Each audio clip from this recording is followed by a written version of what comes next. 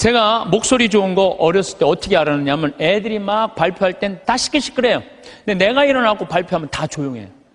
이게 귀가 확 들리나 봐요. 귀가. 그리고 제가 왜 목소리 좋은 줄 아느냐면은 사복을 입고 내가 음식점에 가서 음식을 시키면요, 많은 분들이 나한테 이렇게 물어요. 내가 사복을 입었으니까 내가 누군지 어떻게 알아요? 근데 내가 음식을 딱 시키면요, 저한테 딱 하는 말이 있어요. 혹시 성우시냐고. 그러니까 내가 생긴 게 잘생겨서 키가 커, 뭐가 있어. 딱 목소리만 듣고 혹시 성우시냐고. 그래서 수도 없이 들어요. 성우시냐는 얘기를 정말 많이 들어요.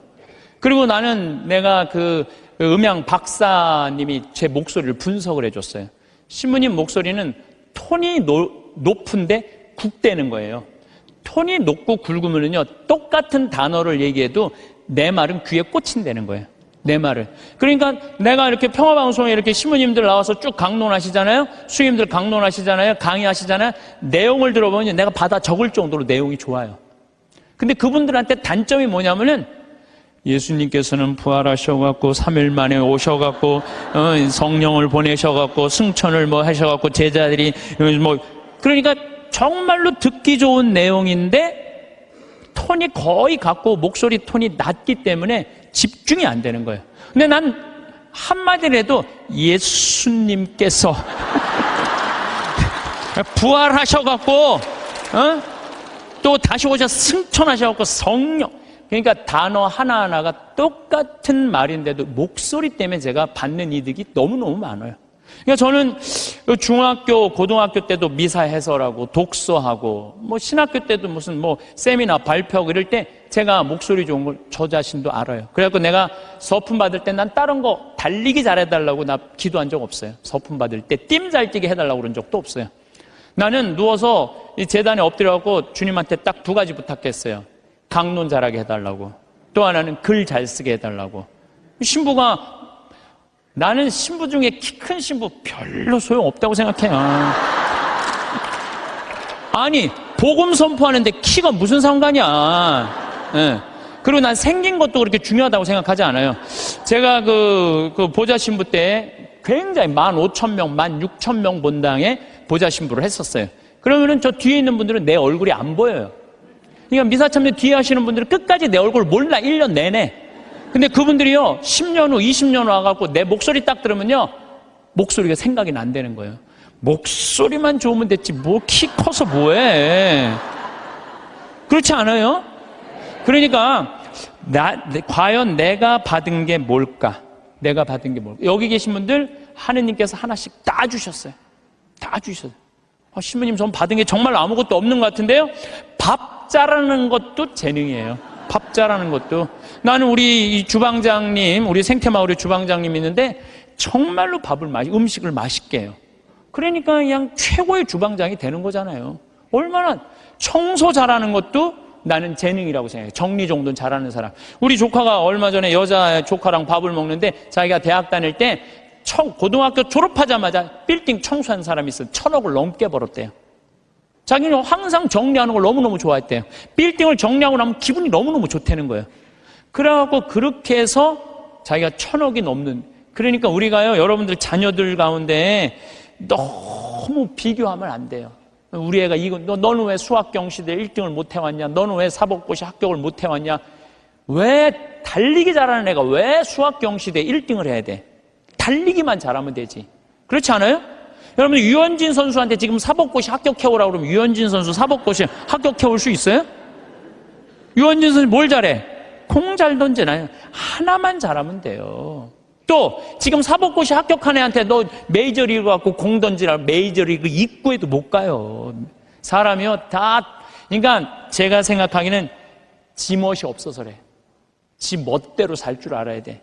자기 생긴 대로 살 줄 알아야지. 그리고 거기다가 남을 축복해 줄 수 있는 마음을 가지고 있는 사람들은요, 진짜 행복한 사람이에요. 진짜 행복한 사람. 그래서 저는 제가 뭐 키도 안 크고 힘도 안 세고 몸도 조그맣고 뭐 이래도요, 나는 내가 받은 게 뭔지 너무너무 잘 알아요. 난 내가 받은 게 목소리라는 생각, 정말 하나님한테 감사해요. 난 어머니한테 정말 감사해요. 어머니, 나 이렇게 조그맣게 낳아줘서 목소리 좋게 낳아주셔서 너무너무 감사하다고. 이 목소리 하나만 가지고도 뭐 기업체 강의 다니죠, 뭐 무슨 정부기관 강의 다니죠, 뭐 별군데 다 강의 다니. 하다 아침마당에까지 와서 강의해 다니. 아침마당에까지 생각을 해봐요. 이 목소리라는 게 내가 받은 하느님의 최고의 은혜라는 거죠. 저는 가끔 의사 선생님들이 주식 투자하다가 쫄딱 망하고, 의사가 되는 게 쉬운 일이에요. 정말로 어려운 일이에요. 그 공부하려면 얼마나 힘들어요. 그러면은 그렇게 7년, 6년 동안 뼈가 빠지게 의사 공부했으면 의사만 하면 되지. 주식 투자는 왜? 그렇지 않아요? 그러니까 자기가 잘할 수 있는 걸 계속 하는 게 제일 중요한 거예요. 그런데 이상한 데다가 방향을 돌리면은요, 망하는 거예요. 뭐 아까 잠깐 강의 들어오기 전에 보니까 어떤 영화 배우가 25년 동안 버는 거 쫄딱 망했대. 영화 배우는 연기만 잘하면 돼요. 다른 거 이상한 거 하다가 되게 망하는 게 자기가 잘할 수 있는 걸 안 해서 그래. 그러니까 여러분들 자녀들 가운데서도 공부만 해야 된다는 거, 이 머릿속에 이거 빼세요. 공부 빼고는 나머지 다 잘하는 애들 많아요. 공부 빼고. 그런데 나머지 다 잘하는 건 그건 소용없어. 수학하고 영어만 잘하면 돼. 이게 대한민국의 불행에, 제가 지난주에도 말씀드렸지만은 대한민국의 불행으로 가는 길이에요. 불행으로 가는 길이에요. 그래서 자기가 잘할 수 있는 일을, 내가 포크레인 저 잘해요. 포크레인 정말 잘해요. 내가 뭐 하루 종일 포크레인 가지고 황토 집 질 때도 포크레인으로 지는 황토도 잘 개요. 근데 내가 포크레인 하면서 깨달은 게 뭐냐면, 아침부터 밤 6시, 7시까지 하는데도 하나도 안 지겨워. 10시간을 여러분들 공부하라고 그래봐요. 나 아마 미칠 거예요. 10시간 공부하라고 그러면. 근데 포크레인을 10시간 하면 그냥 하나도 안 지겨워. 시간 가는지도 모르고. 일이라는 게요, 내가 재미가 있고 몸에 이렇게 탄력이 붙으면요, 일처럼 재미난 게 없어요. 그러니까 여러분들 자녀들 중에 혹시 몸은 튼튼한데 머리가 안 되는 애들은 생태마을에 한번 도전해 보세요. 예. 저는 우리 생태마을이 지금 여주도, 나는 고등학교 졸업한 아이로 하고 싶어요. 여주도. 그리고 아프리카 자카란다도, 그 농장도 고등학교 졸업한 아이들 파견하고 싶어요. 그 가끔 50살, 60살 되신 분들이 전화해요. 거기 생태마을 취직하고 싶다고. 지금 우리 생태마을에 50살, 60살 천지야, 천지 지금. 예. 우리가 이 세대 교체가 필요한 거, 세대 교체가. 그래서 혹시 이 방송 듣고 나도 저기 가서 일할까? 50살 넘은 분들은 하지 마세요. 예. 예. 대신 누굴 보내? 자녀를 보내, 자녀. 몸은 튼튼하나 머리가 안 돌아가는 애들, 이런 애들 꼭 좀 보내주시기를 바라겠습니다. 저는요, 얼마 전에 내가 좋아하는 우리 최경남 신부가 또 해준 얘기예요. 자기가 조용필 저 콘서트를 갔다 왔대요. 감동받았대요. 너무너무 정말로 프로페셔널이 저거구나. 우리 신부들도 저런 마음으로 사목을 하면은 정말로 사목이 잘 될 거란 얘기를 하면서 나한테 기가 막힌 얘기를 해주더라고요. 조용필 씨가 1982년 비련이라는, 못 찾겠다 꾀꼬리 4집, 이 4집을 냈는데 비련이라는 그 노래가 있대요. 그런데 시골 병원에 지적 장애아가 8년 동안 14살짜리 먹은 여자애가 울지도 않고 웃지도 않는 거야. 그런데 얘가 비련이라는 노래를 듣고 울기 시작하는 거야. 14살짜리가 막 울더래요. 그러니까 병원에서 난리가 난 거죠. 8년 동안 웃지도 않고 울지도 않던 애가 비련이라는 노래가 눈물을 쫙 흘리니까. 그러니까 부모도 미치죠. 내 애가 감정 표현하니까 얼마나 행복하겠어요. 그래갖고 그 병원에서 연락을 한 거예요. 조용필 씨한테. 제발 우리 병원에 한 번만 와갖고 이 아이 손 한 번만 잡아줘라. 손 잡아주고 노래까지 해주면 더할 나위 없지만 손이라도 잡아줘라. 했는데 그때 조용필 씨가 1982년 4집 못 찾겠다 꾀꼬리 할 때 캬바레에 가서 노래 한 곡 하면 3천만 원을 받았대요. 지금 돈으로. 근데 보통 하루에 3-4번씩 나갔대요. 그러니까 그 매니저가 무슨 소리냐, 지금 하루에 1억씩 버는 사람인데 그 시골까지 위약금 물 수 있느냐? 꿈도 꾸지 마라. 전화를 끊었대요. 근데 조용필 씨가 이렇게 바깥에서 뜨면 무슨 얘기냐? 그랬더니 매니저가, 아니 저기 뭐 어떤 지적 장애 여자아이가 당신 비련이라는 노래를 듣고 막 눈물을 흘리다고 병원에 한번 초대를 한다는데, 아니 이제 바빠 죽겠는데 거기를 어떻게 하느냐? 그러더니 오늘 공연이 몇 개냐고 그랬더니 뭐 4개라고 그랬더니 그거 다 취소해라. 내 위약금 내가 물겠다. 가자, 그 병원에 차 대라. 그러더니 조용필 씨가 차를 타고 그 시골까지 쫙 간 거예요. 갔는데 얘를 딱 봤는데 얘가 뭐 조용필이 누군지 어떻게 알아요? 보고 가만히 있는 거야. 근데 조용필 씨가요, 대단한 사람이 그 14살짜리 여자의 손을 잡고 비련이라는 노래를 부르는 거예요. 기도하는 사랑의 손길로 탁 이렇게 노래를 쫙, 그냥 오빠 막 그러잖아요, 여러분들. 그러니까 얘가 또 눈물을 쫙 흘리는 거야. 그러니까 그냥 이 병원이 감동이죠, 감동.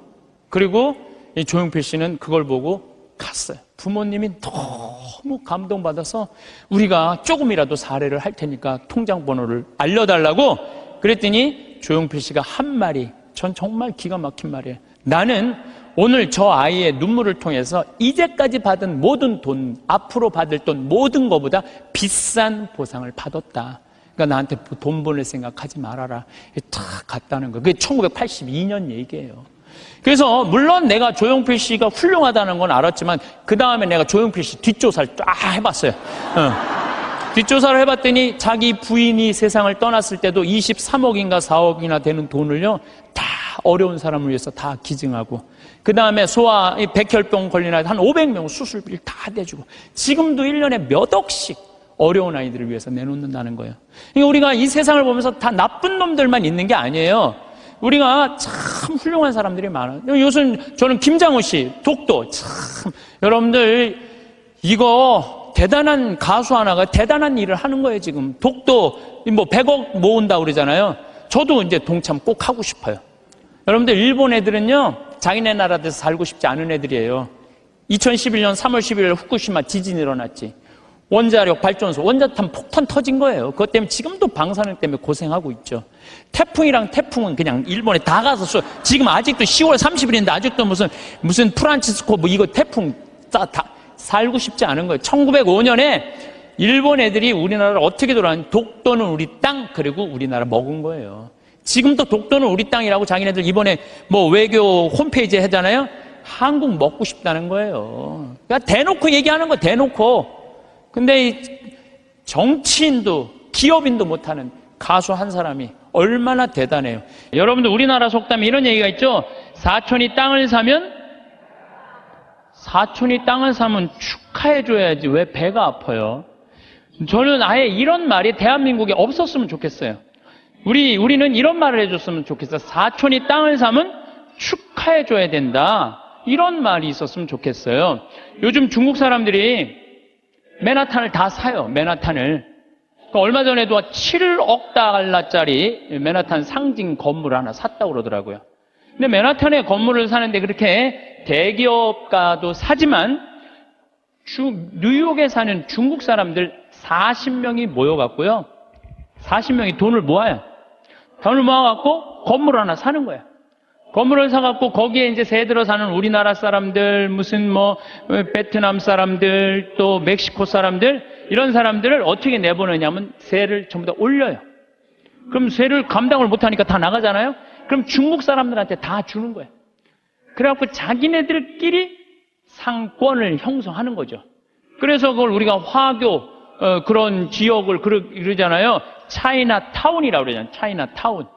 중국이요, 여러분들 해외에 나가 있는 중국 사람들이 3,500만 명이 나가 있대요. 그런데 이 사람들의 자본이 얼마냐면 2조 달러래. 2조 달러. 우리나라가 1년에 수출입 다 합쳐갖고 1조 달러예요. 우리나라는 1조 달러. 근데 얘네들 자본이 2조 달러를 어떻게 하느냐면은 자기 본토에다가 다 투자하는 거야. 그러니까 나가 있는 중국 사람들이 본토에 투자하고 또 나가서 자기네들끼리 또 상권을 형성해갖고 돈을 모아갖고 건물을 사고 자기네들끼리 뭉쳐서 사는 거예요. 말레이시아의, 인도네시아의 재정은 70%, 말레이시아도 마찬가지고 중국 사람들이 모든 상권을 다 줘요. 근데 우리나라는 사촌이 땅을 사면 배가 아프다는 이 잘못된 이런 나쁜 이 우리들의 이 속담이라고 그럴 수도 없고 정말 이런 말은 없어야 돼요. 사촌이 땅을 사면 어떻게 해줘야 돼? 축하해줘야죠. 근데 우린 남 잘 되는 꼴을 못 봐. 누가 좀 조금만 뜨면은 그 사람 그냥 깎아내리기가 바빠. 이래서는요, 이 세계 속에서요, 살아갈 수가 없어. 개인으로도 불행하지만 국가적으로도 불행하다는 거예요. 중국 사람들보다 더 무서운 사람이 누구냐면 유대인이에요. 유대인. 유대인들은요 얼마나 무시무시하냐면은 폴란드에서 사는 유대인, 러시아에서 사는 유대인들이 여기서는 도저히 못 살겠다, 미국으로 가야 되겠다. 미국에 딱 가면 공항에 딱 내리면은요 이민자 협회 회가 있어요. 그래갖고 그 사람을 아파트를 빌려주고 또 취직까지 다 시켜줘요. 그 사람이 일었을 때까지 잘해줘요. 근데 우리나라는 공항에 딱 어리삐리하고 도착하면은 이거 그냥 갖고 싸들어온 돈 다 등쳐먹기 바빠. 이게 너무 큰 차이가 나는 거예요. 그러니까 지금 미국의 주요 백화점은 누가 다 쥐고 있냐면 유대인이 다 쥐고 있어요. 유대인이 다 쥐고 있는데 유대인들은 자기 백화점의 입점을 제일 먼저 받느냐면 유대인이 만드는 물건부터 제일 먼저 받아들여요. 그러니까 얘네들이 잘 살 수밖에 없죠. 그 유대인들이 그래갖고 돈을 모으잖아요. 그럼 자기 돈은 누구한테 맡기냐면 유대인 은행에 갖다 맡겨요. 유대인 은행에 갖다 맡겨요. 무슨 소송이 나오면 누구한테 맡겨? 유대인 변호사한테 맡겨요. 아프잖아요. 누구한테 가요? 유대인 의사한테 가요. 그러니까 이 유대인들은요 어느 정도냐면은 이 미국의 부의 한 50%를 유대인이 쥐고 있대요. 그중에 미국 부자의 30%는 유대인이래요. 철저하게 민족끼리 돕는 거예요. 사촌이 땅을 사면 배가 아픈 게 아니라 사촌이 땅을 살 수 있도록 도와주는 거죠. 시기심이 없는 거죠. 시기심이. 우리 시기심이 너무 많아. 이 출애굽기 22장 24절에서 25절을 보면 너희가 나의 백성에게 너희 곁에 사는 가난한 이에게 돈을 꾸어 주었으면 그에게 채권자처럼 행세해서도 안 되고 이자를 물려서도 안 된다. 너희가 이웃의 겉옷을 담보로 잡았으면 해가 지기 전에 돌려주어야 한다. 이게 유대인들은요 민족끼리는 서로 책임진다. 이게 철저해요. 근데 우리나라 사람들은 제가 외국에 나가보면요 다 개인적으로는 잘 살아요. 근데 다 같이 모여갖고 건물 샀다는 얘기는 한 번도 들어본 적이 없어. 예. 우리가 이게 안 되는 거예요. 개인적으로는 특출나지만은 이게 서로 축복해주는 게 안 되는 거죠. 미국에 7대 영화사가 있는데 이 중에 6개가 유대인이에요. 6개가 파라마운트, MGM, 워너브라더스, 유니버설, 21세기 폭스, 다 유대인이 만든 영화사예요. 할리우드의 모든 건 월트 디즈니만 미국 사람 거예요. 근데 이 월트 디즈니도 CEO가 20년 동안 유대인이 하고 있어요. 그러니까 황금알을 낳는 건 다 유대인이 쥐고 있는 거야. 그러니까 얘네들이 영화에서 나오는 돈들, 배우도 유대인을 쓰고 무슨 시나리오 작가도 유대인을 쓰고 감독도 유대인이고 영화 배급사도 유대인이고 그러니까 다 같이 사는 거예요. 자기네들이 돈이 이렇게 생기잖아요. 그럼 이 돈을 또 미국에 있는 유대인들은 어디다 보내냐면 본토에 보내요. 이스라엘, 팔레스타인 이쪽으로 보내는 거예요. 그러니까 서로 협력해서 사는 거죠. 잘 나가는 사람 시기하면요 분열이 일어날 수밖에 없어요. 근데 성당에서도 하다못해 주일학교 하나를 운영해도요 이게 깨지는 경우가 시기심 때문에 깨져요. 시기심 때문에. 성당도 왜 깨져? 전 총회장단하고 후임 총회장들하고 서로 시기심 때문에 성당도 깨지는 거예요. 시기심이 참 많아요. 하나님께서 양을 바친 아벨의 제물은 봐주고 곡식을 바친 카인의 제물을 받지 않자 어떻게 해요? 카인이 아벨을 죽이잖아요. 시기심 때문에 그러는 거예요. 시기심 때문에. 사무엘 이서의 이 상권의 18장 7절에 보면은 지금 PLO 이스라엘 맨날 테러하는 걸 PLO라고 그러잖아요. 이게 팔레스타인이에요. 팔레스타인. 근데 옛날에도 2000년 전에도 3000년 전에도 이 성서에는 필리스타인이라고 써있어요. 필리스타인 있었어요. 얘네들이 맨날 유대인들하고 싸웠어요. 골리앗한테 맨날 그냥 지고. 근데 다윗이 나와갖고 팔레스타인들을 다 쳐 죽여요. 그래서 완전히 사울이 그냥 완전 왕권이 굉장히 강화가 돼요. 근데 다윗이 싹 들어오니까 이스라엘 처녀들이 속을 들고 춤을 추면서 이런 노래를 해요. 사울은 수천을 쳤고 다윗은 수만을 쳤네. 이 얘기를 듣고 사울이 살짝 미쳐요. 뭐가 생기냐면 시기심이 생기기 시작하는 거야. 그래서 다윗을 죽이려고 그래. 끊임없이 죽이려고 그래. 끊임없이 죽이려고 그러고 하다못해 딸 미가를 다윗한테 줘요. 사위야, 사위. 그런데도 죽이려고 그래요. 결국은 그 능력 있는 다윗은 사울 곁을 떠나요. 사울 곁을 떠나니까 사울이 훌륭한 장수를 잃어버렸잖아요. 훌륭한 장수를 잃어버린 필리스틴하고 싸우다가 마지막에 다 죽고 자기만 남아요. 다윗을, 그 능력 있는 다윗을 자기 옆에 왕으로 데리고 있었다면, 시기심을 가지지 않고 데리고 있었다면 아마 사울은 이스라엘 처음으로 통일한 왕으로서의 그 대단한 명성을 누렸을 거야. 근데 그놈의 시기심 때문에 모든 걸 다 잃어버리는 거죠. 여러분들, 우리도 다 마찬가지예요. 여러분들 가만히 보면요, 뭐 때문에 우리가 깨지는, 교회 분열도 시기심 때문에 깨지는 거예요. 오죽했으면은 예수님께서 최후의 만찬 끝나고 제자들의 발을 씻겨주고 난 다음에 마지막 기도가 뭔지 알아요? 거룩하신 아버지, 아버지께서 저에게 주신 이름으로 이들을 지키시어 이들도 우리처럼 하나 되게 해주십시오. 예수님 마지막 기도도 뭐야? 분열이 일어나지 않고 하나가 되길 바라는, 하나를. 근데 성당에서 내가 주일학교 이렇게 보면은 한 20명, 30명 교사들이 있으면 내가 또 이뻐하는 교사가 있잖아요. 그 이뻐하는 교 한 명만 이뻐하면요, 나머지 한 15명, 20명 다 적이 돼버려. 딱 반으로 나눠줘요. 그래서 누구 이뻐할 수도 없어. 그놈의 시기심 때문에. 사랑도 못하는 거, 그놈의 시기심 때문에. 사랑도 못해, 사랑도. 사도 바울은 고린토전서 1장 10절에 교회의 분열을 걱정하면서 이런 편지를 써요. 모두 합심하여 여러분 가운데 분열이 일어나지 않게 하십시오. 여러분이 저마다 나는 바오로 편이다, 나는 아폴로 편이다, 나는 계파 편이다, 나는 그리스도 편이다 하고 말한다는 것입니다. 그리스도가 갈라지셨다는 말입니까? 분열이 얼마나 심했으면 이런 말까지 했겠어요. 시기심으로 생긴 분열은요, 공동체를 망가뜨려요. 마음 안에 시기심이 있는 사람은요, 평화로울 수가 없어요.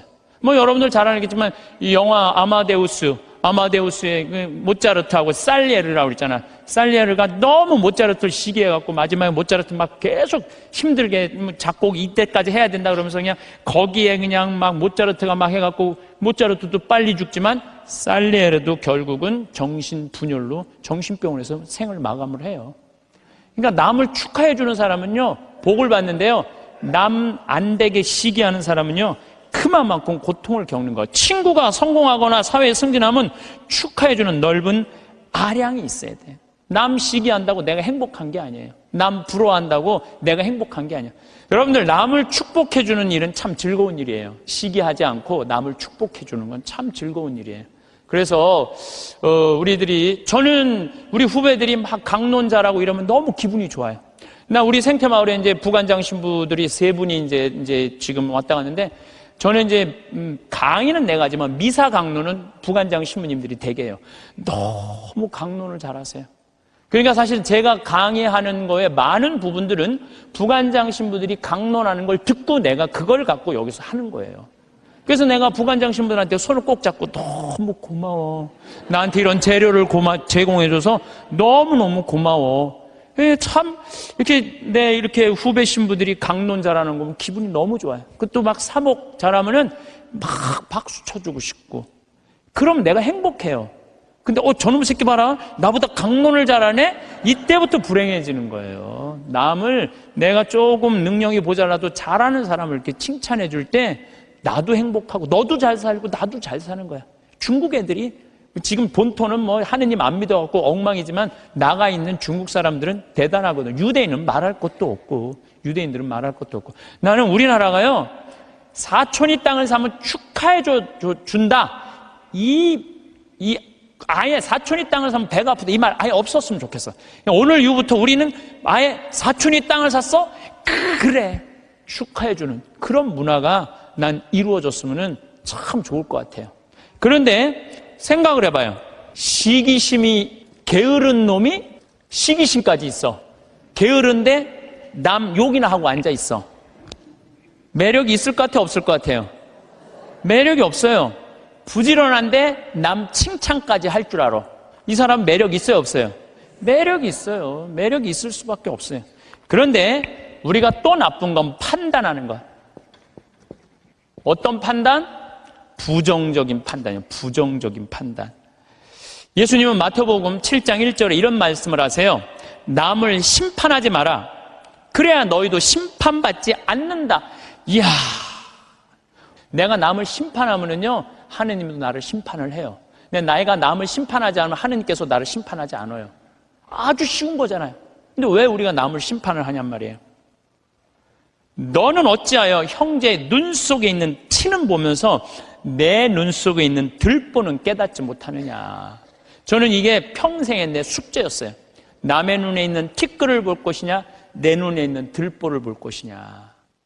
여러분들은 이 대한민국에 보면은요, 남의 티끌은 기가 막히게 끄집어내, 남의 티끌은. 근데 우리는 어떻게 해? 자기 눈에 있는 들보는 안 보는 거야.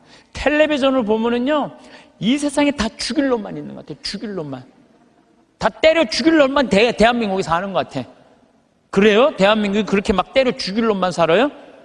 이 세상은요, 나쁜 놈만 있는 게 아니에요. 정말로 멋있는 사람들이 많아. 근데 우리는 어떤 판단을? 부정적인 판단을 하는 거예요. 그 부정적인 판단 때문에 잘못된 판단으로 이어지는 경우가 너무 많다는 거예요. 조조가 동탁을 죽이려고 그래요. 한 왕실을 자꾸 동탁이 쥐고 흔들으니까. 그러니까 조조가 죽이려고 그러다가 들켜요, 동탁한테. 왜냐하면 동탁이 무술이 너무 뛰어나거든요. 도망을 가기 시작해요. 진궁이랑 장우수랑 막 도망을 가는데 동탁이 전국에다 방을 붙인 거예요. 조조 잡아오면 엄청난 벼슬과 상을 내리겠다고. 그러니까 조조는 마음 편안하게 쉬지를 못한 거죠.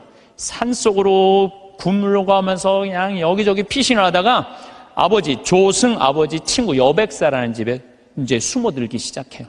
근데 여백사가 이 조조를 너무 반갑게 맞아주는 거예요. 야, 너 그동안 고생했으니까 우리 집 와서 편안하게 쉬라고. 내가 방 따뜻하게 해줄 테니까 편안하게 쉬라고. 근데 우리 집에 음식을 준비할 테니까, 근데 문제는 우리 집에 술이 없다. 내가 고을에 가고 술을 받아올 테니 너는 쉬고 있어라. 그리고 이제 여백사는 이제 고을로 술 받으러 나간 거예요. 근데 이 의심 많은 조조는 혹시 고을에 가서 나 고발하러 간 거 아닌가 의심하기 시작해요. 의심을 막 하는데, 그러니까 이제 집을 염탐을 하는 거야. 근데 부엌문이 이렇게 닫혀져 있는데 부엌에서 칼 가는 소리가 들리는 거야. 칼 가는 소리가. 근데 집안 식구들이 이런 말을 하는 거예요. 큰 놈부터 잡을까, 작은 놈부터 잡을까. 아니, 조조는 조그매고 진궁은 컸거든요. 이것들 봐라. 여백사는 나를 고발하러 가고 저것들은 나를 죽이려고 그러네. 그래갖고 문을 박차고 들어가고 여백사의 식구, 부인, 자식 9명을 다 죽이고 혹시 어디 숨어 있는 거 없나 하고 뒷곁문을 딱 열었는데 뒷곁에 돼지가 큰 거하고 작은 거 2마리가 묶여져 있는 거야. 그러니까 이 식구들은 큰 돼지를 먼저 잡을까, 작은 돼지를 먼저 잡을까 이렇게 말한 건데 조조는 어떻게 들은 거예요? 큰 놈을 먼저 잡을까, 자기를 잡는 줄 알고 죽인 거죠. 자기의 잘못된 판단 때문에 그렇다는 거예요. 여러분들, 우리가 정말 판단이 다 옳아요? 여러분들? 그래갖고 조조가 막 도망을 가요. 도망을 가는데 술을 받아서 기분 좋게 오는 조승을 길에서 여백사를 만나요. 그 자리에서 죽여요, 조조가. 왜? 한 번 잘못한 걸 덮기 위해서는 더 큰 거짓말을 하고 더 큰 잘못을 저지르는 거예요. 그래서 여기 계신 여러분들은 정말로 내 눈에 있는 뭘 봐야 돼? 들보를 볼 생각을 해요. 남의 눈에 있는 티끌 꺼낼 생각하지 말고. 나는 이 성서, 예수님 말씀마다 정말 묵상하면 정말 깜짝 놀랄 말씀 정말 많아요. 이게 소크라테스가 너 자신을 알라 그 얘기하고 똑같잖아요. 그렇죠?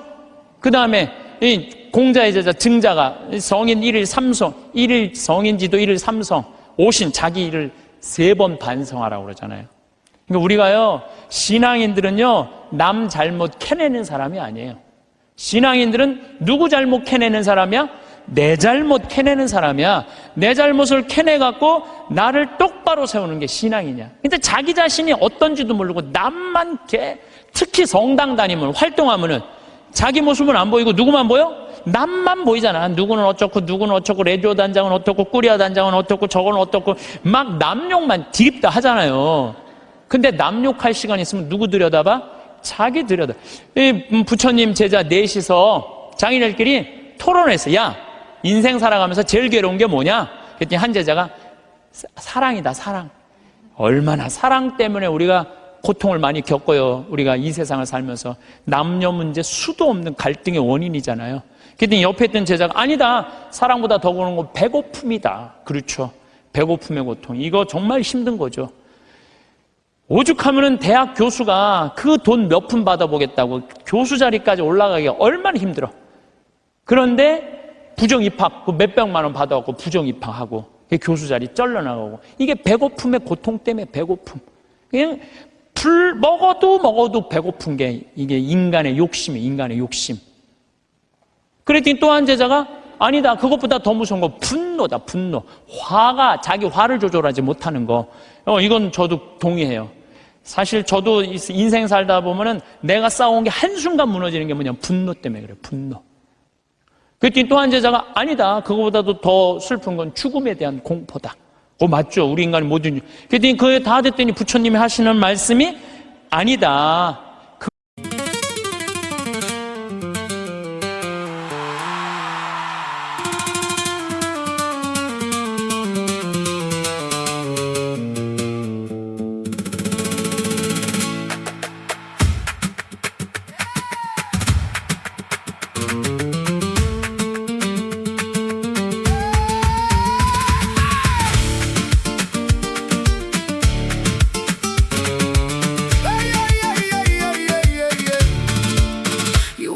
like trouble in a red silk dress.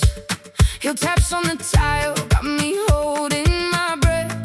Your eyes said Venaki, my hand said tonight. One look and the whole room lit up in my mind. We were in love, but never meant to stay. Some things are real, even when they fade.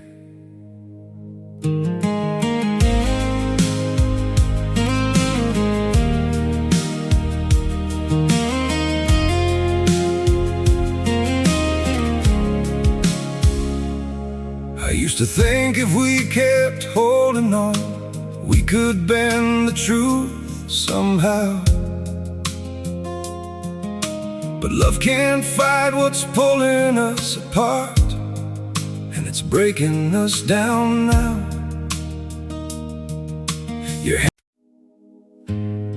We had it all, or at least it felt that way. Now it's just silence, where your voice used to stay. I still replay the nights we couldn't sleep, talking about a life we chased somehow. We were building dreams on fragile ground, didn't see them breaking down till now. Your shadow lingers in the air I breathe, like a song that never found its end.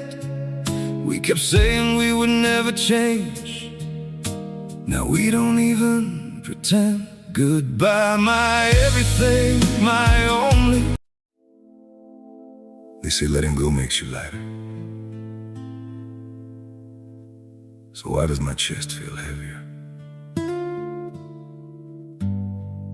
every time I try to forget you? I packed away the pictures on the shelf, but somehow you're still everywhere. In every quiet moment I can't escape, you're the echo hanging in the air. I told myself this was the right thing, that love shouldn't feel this hard. But walking away from what we built feels like tearing out apart. We say goodbye just to let go.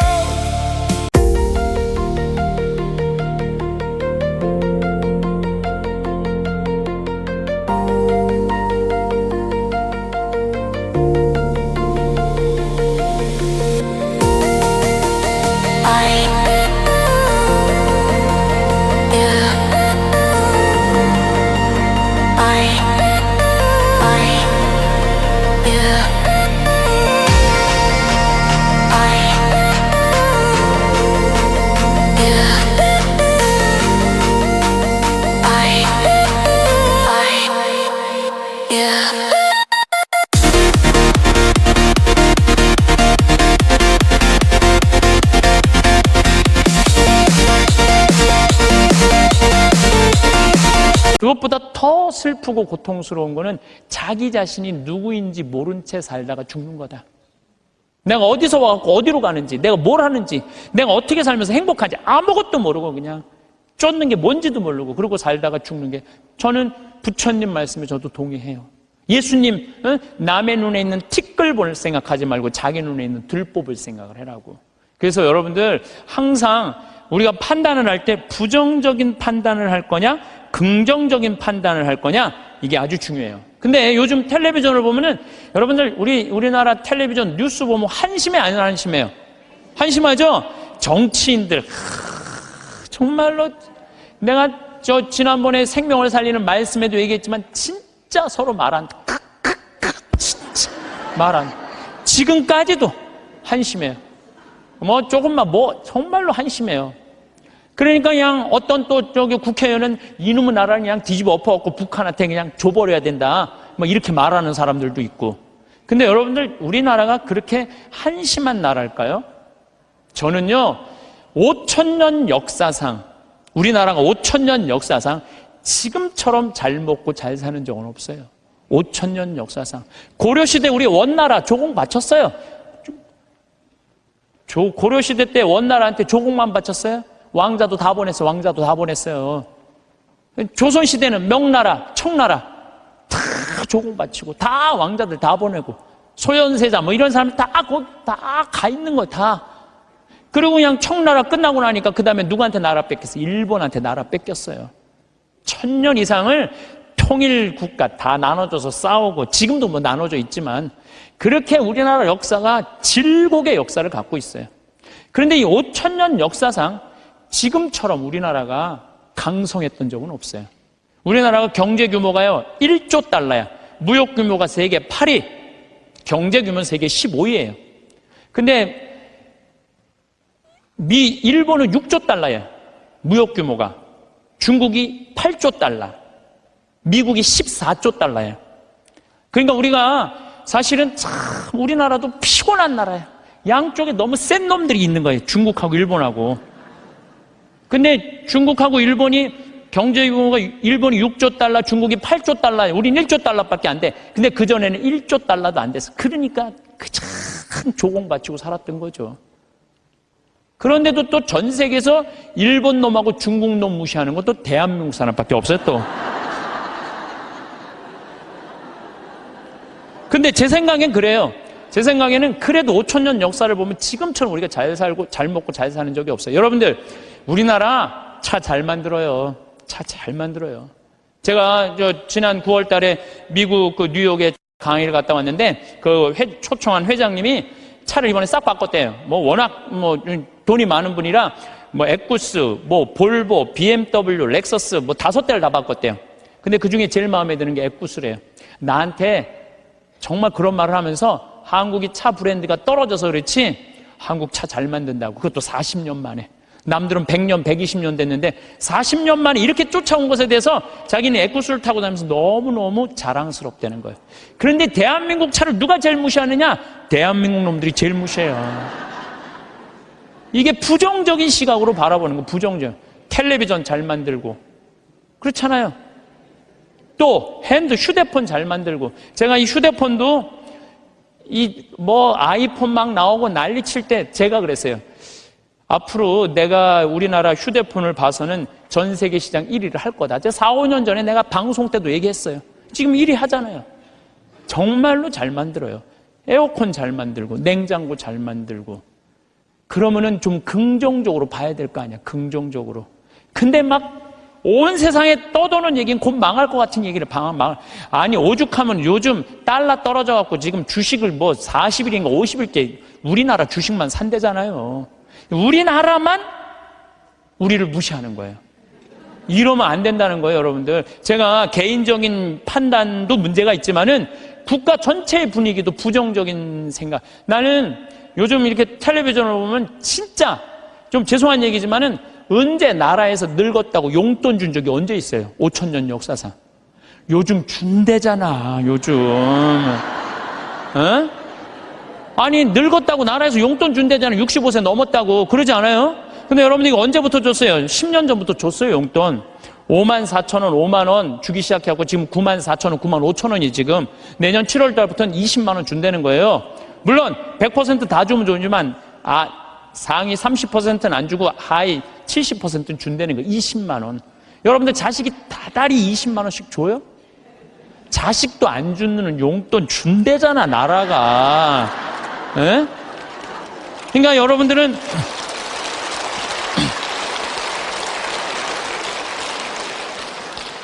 여러분들은 자식이 잘 되길 바라지 말고 누가 잘 되길 바라? 나라가 잘 되길 바래. 제가 장담합니다. 앞으로 우리나라가 3만 달러, 4만 달러 넘었으면은요, 여러분들 65세 넘은 분들 30만 원, 50만 원, 60만 원 다 넘어가요, 용돈. 그렇게 주게 돼 있어요. 그러니까 여러분들은 우리나라가 긍정적인 마음으로 정말 나라가 융성할 수 있는 그런 마음으로 나라가 잘 되길 바라야 되는데, 우리는 입만 열면 조금 있으면 망해야 된다고, 조금 있으면 망해야 된다고 이렇게 말하면은요, 그래서 그게 개인적으로나 국가적이나 사회적이나 부정적인 눈으로 세상을 보면 안 돼요. 우리 생태마을에 주창덕 씨라고 북에서 넘어온 탈북자가 한 명이 일을 하고 있어요. 근데 이분이 진짜 그 함경북도에서 살다가 지금 55인가 이쯤 나이가 됐는데, 북의 얘기를 들어주면요, 우리 직원들은요 다 뒤로 넘어가는 일이 너무너무 많아요. 이 사람들은요 쌀 구경한 적 없대요. 밀가루도 구경한 적 없대요. 제가 제일 놀라운 건 뭐냐면은, 북한 사람들 밀가루 먹고 사는 줄 알았더니 밀가루는 1년에 2번 나온대요. 2번. 그리고 강냉이 죽만 먹고 산대요. 그럼 밀가루를 가지고 수제비를 만들어 먹으면 그게 얼마나 고소한지 모른대요. 그럼 뭐 농약을 쳐야지 뭐 맛이 이상할 거 아니야. 농약 칠 돈이 있어야지 농약을 칠 거 아니에요. 그러니까 안전뱅이 아마 밀보리로 아마 하는 것 같아요. 그 수제비 먹으면 그렇게 맛있다는 거예요. 근데 그 1년에 딱 2번 먹는다는 거. 나머지는 전부 강냉이 죽을 먹는다. 나머지는 전부. 그런데 우리 이제 생태마을에서 이제 가지튀김을 하면은, 우리는 가지튀김하면 밀가루 살짝 묻혀갖고 튀기잖아요. 그래갖고 그걸 나가면요, 그 가지를 들고 주방에 들어가요. 그 탈북자가. 그 주방장한테 따져요. 밀가루 요것밖에 왜 안 묻히느냐고. 내가 밀가루 먹고 싶어서 북에서 넘어왔는데 왜 밀가루를 요거 조금밖에 안 묻히느냐고. 슬픈 얘기예요. 슬픈 얘기예요. 북한은요 수도 없이 굶어 죽어요. 내가 지금 북한 이야기라는 책을 읽고 있는데 거기서 하는 얘기가 그거예요. 95년, 96년, 97년에 죽을 때 북한 사람 그때 제일 많이 굶어 죽었거든요. 그나마 농장에서 일하는 사람 먹고 살았대요. 탄광에서 일하는 사람 다 죽었대요. 근데 굶어 죽으면요 다 새카매 갖고 죽는데, 못 먹을 때. 근데 자기가 식당에서 일을 하는데 탄광촌에 배정을 받아서 하는데 한 10명이 새카매 갖고 다 쭈그리고 앉아있더래요. 저 사람들은 왜 일도 안 하고 쭈그리고 앉아있는지, 왜 이렇게 다 새카마냐 그러니까 다 굶어 죽어 있는 거라고. 지금 10몇 명이 그대로 앉아서 그 자리에서. 참, 북한 얼마 전에 뭐 6명 넘어갔던 분들 다시 한국으로 보냈잖아요. 그분들 내가 쭉 읽어봤어요. 북한 가면 어떻게 대우할 줄 알고. 아파도 병원 한번 가본 적도 없고 그냥 고통이란 고통을 다 겪고 그리고 온 거예요. 그러니까 나는 북한 무슨 김일성 주체사상 찬양 이해가 안 가요. 물론 내가 제일 화가 나는 건 하느님을 믿을 수 없다는 나라, 그런 나라에 대해서 제일 가슴이 아프고 슬프지만은, 그런데 무슨 북한을 찬양을 하고 그래요. 국민들은 다 굶어 죽어 하는데, 그냥 여기 뭐 대통령이라는 그 수령, 우리 또 얼마나 웃기냐면, 우리 직원들은 김정은이가 말이야 백성들 굶어 죽이고 그러면요 그 사람이 딱 일어나고, 김정은이가 뭡니까? 위대하신 수령아바이 김정은이죠. 또 이렇게 얘기를 해요. 그럼 우리 직원들이 그래, 위대하긴 개뿔은 뭐가 있냐면, 국민들 다 굶어 죽이고 뭐가 위대하냐고. 그러면은 그분이 그래, 그건 또 맞는 말입니다. 또 이런다. 근데 더 슬픈 건 뭐냐면은, 이분이 왜 탈북을 했느냐면, 자기 딸하고 같이 해서, 딸은 지금 간호학과 대학을 다니고 있는데 자기 아들이 관절염이었대요. 부인은 심장병이고, 그거 고치고 싶어서 탈북을 한 거예요. 그래갖고 이제 돈을 이제 우리 생태마을에 이제 돈을 조금씩 모아갖고 좀만 기다리면은 자기 가서 데리고 올 텐데, 안 기다린 거야. 이 아들하고 부인이 이번 여름에 압록강을 건넌 거예요. 압록강을 건넜는데 기다렸는데 연변에서 만나는 사람이 못 만났다고 전화가 온 거예요. 아니 그냥 우리 생태마을에서 저녁에 밥을 먹으면 얼굴이 하얘갖고 아주 이만 다 죽어가더라고. 그래서 내가 물어봤어. 왜 그러느냐고. 뭐 주창덕 형제. 그랬더니 하는 말이, 아니 북에서는 건너왔다는 소식이 왔는데 연변에서 못 만났다는 거야. 그래서 내가 비행기표 끊어주고 돈 주고 가서 찾아와 봐라. 자식 아들하고 부인 소식을 모르니까 일이 손에 잡히겠어요? 찾아와 봐라. 그래갖고 갔다 왔는데 결국은 못 찾고 자기만 넘어가다가 죽은 거죠. 물에 빠져서 압록강 죽은 거예요. 여러분들 지금 대한민국 사람들은요 호강에 요강을 타고 있는 거예요 지금. 여러분들이 남한에 태어난 게 얼마나 정말로 감사한 거예요. 지금 북한에 그래도 지금 신앙을 하는 게 1%도 된대요. 숨어서 신앙생활하는 비율이 1%가 된다는 거. 우리 천주교하고 개신교하고 있다는 거예요 지금도. 그들이 정말로 마음 편안하게 하느님께 찬양 드리고 영광 드릴 수 있는 거 통일이 돼야 돼요. 뭐 여러 가지 이유로도 통일이 돼야 되지만은 그 안에 이 정말로 신앙의 빛을 전해줄 수 있는 통일이 돼야 되는 거예요. 우리 이 대한민국은 이렇게 보면은요 참 부정적인 시각이 너무 많은 것 같아요. 여러분들 정말로 한국은요 정말로 행복한 나라예요. 정말로. 요즘 나는 한국에 이렇게 외모로 평가하는 경향이 참 많아. 잘생기면 다 오케이야. 키 크면 다 좋고. 뭐 남자는 키가 커야 돼. 키가 개뿔 뭐 키가 크 뭐가 좋아요. 이 기장 옷 저기 막 기지나 많이 들어가지. 키 큰 게 뭐가 좋아. 그냥 이쁘면 다 용서해. 이쁘면 다 용서해. 이쁘면 다 용서해. 그래서 가끔 이렇게 말하는 사람들이 있어요. 내가 사람 하나 제대로 볼 줄 안다. 척 보면 안다. 그게 여러분들 자기 발목을 잡는 거예요.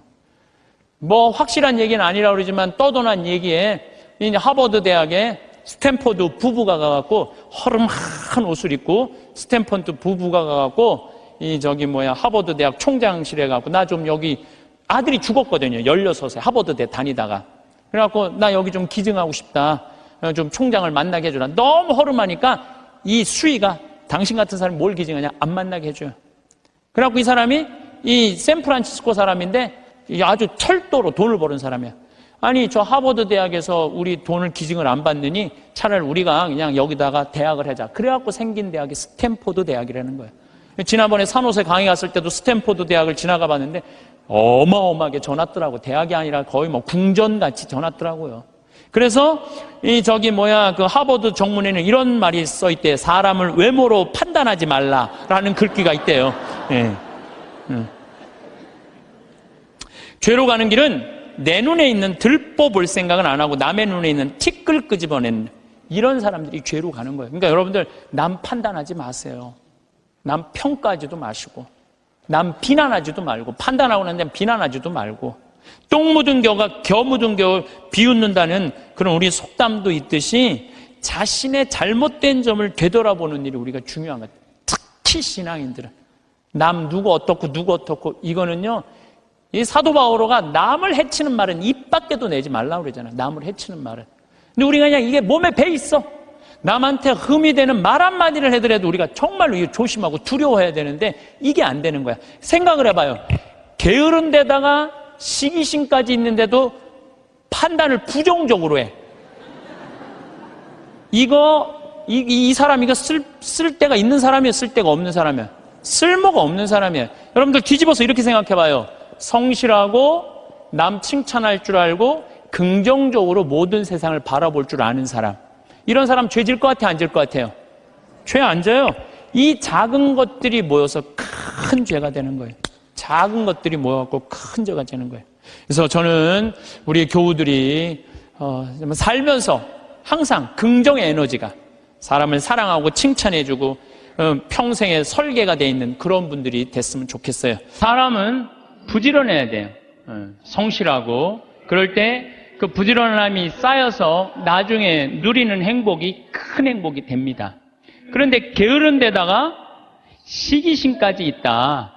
그럼 이게 참 몹쓸 사람 중에 하나가 일은 안 하면서 남 잘 되는 꼴 못 보는 사람. 이런 사람들 이게 참 문제가 많은 거예요. 삶의 만족은 화려한 외부의 성취나 남들의 인정에서 나오는 것이 아닙니다.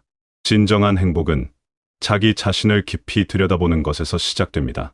우리는 종종 다른 사람과 비교하며 스스로를 평가하곤 합니다. 하지만 이런 비교는 우리를 더욱 불안하게 만들 뿐입니다.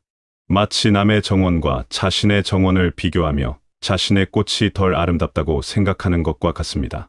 모든 사람은 각자 고유한 재능과 특별함을 가지고 태어났습니다. 어떤 사람은 손재주가 뛰어나고 어떤 사람은 말솜씨가 좋습니다. 어떤 사람은 세심한 관찰력을 가졌고 어떤 사람은 따뜻한 마음으로 다른 사람을 위로하는 능력이 있습니다. 또 어떤 사람은 복잡한 문제를 단순하게 정리하는 능력이 뛰어나고 어떤 사람은 어려운 상황에서도 침착함을 잃지 않는 강인함을 가지고 있습니다. 이런 재능들은 크고 작음을 떠나 모두 소중합니다. 자신의 재능을 발견하는 것은 하루아침에 이루어지지 않습니다. 조용한 시간을 가지고 스스로에게 물어보는 시간이 필요합니다. 무엇을 할 때 가장 즐거운가요? 어떤 일을 할 때 시간이 빠르게 지나가는 것처럼 느껴지나요? 다른 사람들이 여러분에게 자주 도움을 요청하는 분야가 있나요? 어떤 활동을 할 때 자연스럽게 몰입하게 되나요? 이런 질문들을 통해 자신만의 독특한 능력을 찾을 수 있습니다. 때로는 너무 당연해서 재능인지 모르고 지나치는 것들이 있습니다. 다른 사람들이 어려워하는 것을 쉽게 해내는 것이 바로 여러분의 재능일 수 있습니다. 재능을 발견했다고 해서 끝이 아닙니다. 그 재능을 소중히 여기고 꾸준히 키워나가는 과정이 더욱 중요합니다. 작은 재능이라도 정성을 들여 가꾸면 놀라운 결실을 맺을 수 있습니다. 마치 작은 씨앗이 햇빛과 물을 받아 큰 나무로 자라는 것처럼 말입니다. 재능을 키우는 과정에서 우리는 인내심을 배우게 됩니다. 처음에는 잘 되지 않는 것 같아도 꾸준히 노력하다 보면 어느새 실력이 늘어 있는 자신을 발견하게 됩니다. 자신의 재능을 인정하고 개발하는 과정에서 우리는 진정한 자존감을 느끼게 됩니다. 이는 다른 사람의 칭찬이나 인정에 의존하는 것이 아닌 내면에서 우러나오는 건강한 자신감입니다. 자신의 가치를 스스로 인정할 수 있게 되면 타인의 평가에 휘둘리지 않고 당당하게 살아갈 수 있습니다. 더 나아가 자신의 재능을 통해 다른 사람들에게 도움을 줄 수 있을 때 우리는 더욱 큰 성취감을 느끼게 됩니다. 자신만을 위한 능력이 아니라 세상에 선한 영향력을 미치는 도구로 사용될 때 그 재능은 더욱 빛이 납니다. 하지만 모든 사람이 뛰어난 재능을 가진 것은 아닙니다. 때로는 자신에게 특별한 능력이 없다고 느낄 수도 있습니다. 그럴 때는 재능의 정의를 좀 더 넓게 생각해 보시기 바랍니다. 다른 사람의 말을 잘 들어주는 것, 성실하게 맡은 일을 해내는 것, 어려운 상황에서도 긍정적인 마음을 잃지 않는 것, 이 모든 것들이 소중한 재능입니다. 심지어 좋은 질문을 하는 능력, 분위기를 밝게 만드는 능력, 다른 사람의 기분을 세심하게 살피는 능력도 모두 귀중한 재능입니다. 자신의 재능에 감사하는 마음을 가지는 것도 중요합니다. 작은 능력이라도 그것이 여러분만의 고유한 선물임을 인식하고 소중히 여겨야 합니다. 감사하는 마음으로 재능을 바라볼 때 그 능력은 더욱 발전하고 성장할 수 있습니다. 자신에 대한 이해를 바탕으로 이제는 세상을 바라보는 시선을 다듬어야 할 차례입니다. 우리가 세상을 어떻게 바라보느냐에 따라 삶의 질이 크게 달라집니다. 같은 상황이라도 긍정적으로 바라보는 사람과 부정적으로 바라보는 사람의 경험은 완전히 다릅니다. 현대 사회는 문제점과 부족함에 집중하는 경향이 있습니다. 뉴스는 대부분 부정적인 소식으로 가득하고 사람들의 대화도 불만과 걱정으로 시작되는 경우가 많습니다. 하지만 이런 환경에서도 우리는 의식적으로 긍정적인 시각을 기를 수 있습니다. 부정적인 정보에 계속 노출되다 보면 세상이 어둡고 희망이 없는 곳처럼 느껴집니다. 하지만 실제로는 좋은 일들도 매일 일어나고 있습니다. 단지 그런 일들이 덜 주목받을 뿐입니다. 긍정적인 태도는 단순히 좋은 일만 보려고 노력하는 것이 아닙니다. 현실을 있는 그대로 받아들이면서도 그 속에서 희망과 가능성을 찾는 것입니다. 어려운 상황에서도 배울 점이 있고 성장의 기회가 있다고 믿는 것입니다. 우리가 살고 있는 현재의 삶과 사회에 감사하는 마음을 가져보십시오. 물론 완벽하지는 않지만 우리는 이전 세대들이 꿈꾸던 많은 것들을 누리고 있습니다. 깨끗한 물을 마실 수 있고 따뜻한 집에서 잠을 잘 수 있으며 자유롭게 생각하고 표현할 수 있습니다. 필요한 정보를 쉽게 얻을 수 있고 멀리 있는 사람들과도 소통할 수 있습니다. 아플 때 치료받을 수 있는 병원이 있고 위험할 때 도움을 요청할 수 있는 시스템도 갖춰져 있습니다. 특히 우리가 살고 있는 대한민국은 놀라운 발전을 이룬 나라입니다. 불과 몇십 년 만에 가난에서 벗어나 선진국 대열에 합류했습니다. 민주주의를 이뤄냈고 개인의 자유와 권리를 보장받게 되었습니다. 이런 것들을 당연하게 여기지 말고 소중히 여기는 마음을 가져야 합니다. 감사하는 마음은 우리의 시각을 바꿔줍니다. 부족한 것에 집중하던 눈이 가진 것의 소중함을 보게 됩니다. 불평하던 입이 고마움을 표현하게 됩니다. 이런 변화는 우리의 일상을 더욱 풍요롭게 만들어줍니다. 긍정적인 태도는 전염성이 있습니다. 여러분이 밝고 긍정적인 에너지를 발산하면 주변 사람들도 영향을 받게 됩니다. 가족이 더 화목해지고 이웃과의 관계가 더욱 따뜻해집니다. 작은 변화가 점점 더 큰 변화를 만들어내는 것입니다. 한 사람의 미소가 다른 사람의 하루를 밝게 만들고 한 사람의 격려가 다른 사람에게 용기를 줄 수 있습니다. 이런 선한 영향력의 연쇄 반응이 우리 사회를 더욱 따뜻하고 살기 좋은 곳으로 만들어갑니다. 하지만 긍정적인 태도를 갖는다고 해서 현실의 문제를 무시하라는 것은 아닙니다. 문제가 있으면 해결하려고 노력해야 하고 잘못된 것은 바로잡아야 합니다. 다만 그런 과정에서도 절망하지 않고 희망을 잃지 않는 것이 중요합니다. 세상을 따뜻하게 바라보는 시선은 하루아침에 생기지 않습니다. 의식적인 노력과 꾸준한 연습이 필요합니다. 매일 작은 것에라도 감사하는 마음을 갖고 좋은 점을 찾으려고 노력해 보십시오. 처음에는 어색할 수 있지만 점차 자연스러워질 것입니다. 아침에 눈을 뜰 수 있음에 감사하고 건강한 몸으로 하루를 시작할 수 있음에 감사하며 사랑하는 사람들이 곁에 있음에 감사하는 마음을 가져보십시오. 건강한 관계와 성숙한 인격은 타인을 향한 날카로운 판단에서가 아니라 자신을 향한 깊은 성찰에서 비롯됩니다. 우리는 다른 사람의 잘못은 쉽게 보면서도 자신의 허물은 잘 보지 못하는 경향이 있습니다. 이런 태도는 인간관계를 어렵게 만들고 자신의 성장을 가로막습니다. 다른 사람을 비난하는 것은 쉽습니다. 그들의 행동이 마음에 들지 않을 때, 그들의 성격이 우리와 다를 때 우리는 본능적으로 그들을 비판하고 싶어 합니다. 하지만 이런 비난은 문제를 해결하지 못할 뿐만 아니라 오히려 관계를 악화시킵니다. 비난은 상대방을 방어적으로 만들고 소통을 막는 벽을 쌓습니다. 진정한 해결책은 비난이 아니라 이해와 대화에서 나옵니다. 사람마다 다른 환경에서 자라왔고 다른 경험을 했습니다. 그래서 생각하는 방식도 행동하는 방식도 다를 수밖에 없습니다. 우리가 당연하다고 생각하는 것이 다른 사람에게는 전혀 당연하지 않을 수 있습니다. 이런 차이를 인정하고 받아들이는 것이 성숙한 태도입니다. 다름을 틀림으로 보지 않고 다양성으로 받아들일 때 우리는 더 넓은 세상을 경험할 수 있습니다. 다른 사람의 관점을 통해 우리는 새로운 것을 배우고 성장할 수 있습니다. 타인을 비판하기보다는 그들을 이해하려고 노력해 보십시오. 그들이 그런 행동을 하는지 그들의 입장에서 생각해 보십시오. 완전히 이해할 수는 없더라도 최소한 그들도 나름의 이유가 있다는 것을 인정할 수 있을 것입니다. 무엇보다 중요한 것은 자기 성찰입니다. 다른 사람의 잘못을 지적하기 전에 먼저 자신을 돌아보는 것입니다.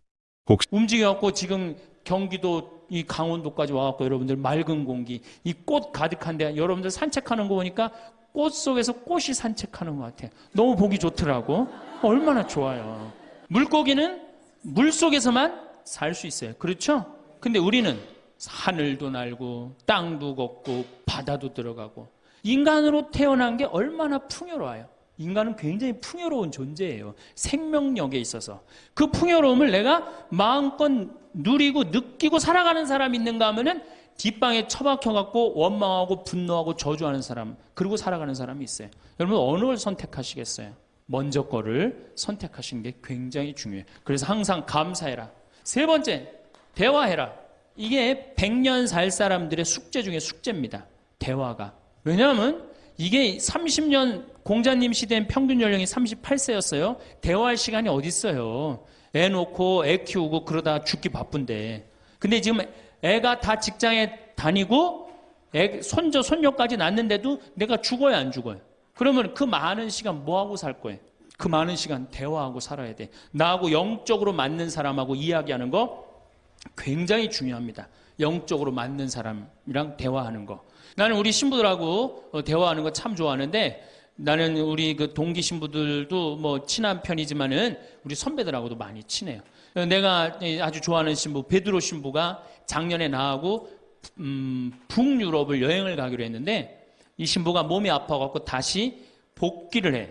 그러니까 이제 다시 본당 신부로 발령을 받아서 이렇게 일반 여행을 가기 싫고 성지순례를 가고 싶었나 봐요. 나하고 약속을 깨고 저는 혼자 북유럽을 가고, 이 신부는 메주고리를 갔다 왔어요. 메주고리를 갔다 왔는데, 내가 이제 교구청 강의 나가거나 교구에 강의 나갈 일이 있으면 그 집에서 잠을 잘 자요. 이제 그 성지순례 갔다 오고 난 다음에 그 집에서 잠을 자는데, 그 신부가 미안했는지 성지순례 갔다 온 이야기를 해주는 거예요. 왜? 메주고리는 40년 동안 성모님이 4명한테 매일 발현한대요. 한 명한테는 부활 때, 성탄 때, 또 한 명한테는 8월 10, 매달 15일 이렇게 발현을 한대요. 그곳에 이제 갔는데, 거기서 신부님을 한 분 만나셨대요. 어떤 신부님을 만났느냐 하면은 이탈리아 신부님인데 시실리 본당 신부님을 만났대요. 근데 이 신부님은 굉장히 나이가 굉장히 80이 다 된 할아버지래요. 근데 이 할아버지가 신앙의 여정이 특별했던 거야. 이 할아버지 신부님은 태어나면서부터 엄마가 뭐라고 그랬냐면 너 신부되라 그랬대요. 그러니까 머릿속에 딱 신부에는 아무것도 박혀 있는 게 없는 거예요. 그리고 엄마가 얼마나 무서웠느냐 하면은 줄미사를 빠지면은 빨개 벗겨갖고 내쫓았대요. 신부될 놈이 줄미사를 빠진다고. 그리고 일주일 굶겼대요. 그러니까 한 번도 다른 걸 생각해 본 적이 없는 거, 무서워갖고 엄마가. 그리고 자기는 신부가 팔자인 줄 아는 거예요. 그래갖고 신부가 됐으니 뭐가 행복해. 자기가 원한 것도 아닌데 이끌려서 그냥 신부가 됐는데, 그래갖고 정말로 신앙심 없이 이 신부님이 10년을 그냥 살았대요. 그 신부님도 아마 엄마 죽으면 이제 관둘라고 이제 이게 언제 죽나 기다리는데, 이제 사제로 생활을 한 지 10년이 됐는데, 자매들하고 어느 날 같이 있는데 자매 중에 하나가 마귀가 걸린 거예요. 그래갖고 막 마귀짓을 하는 거예요. 막 마귀짓을 해요.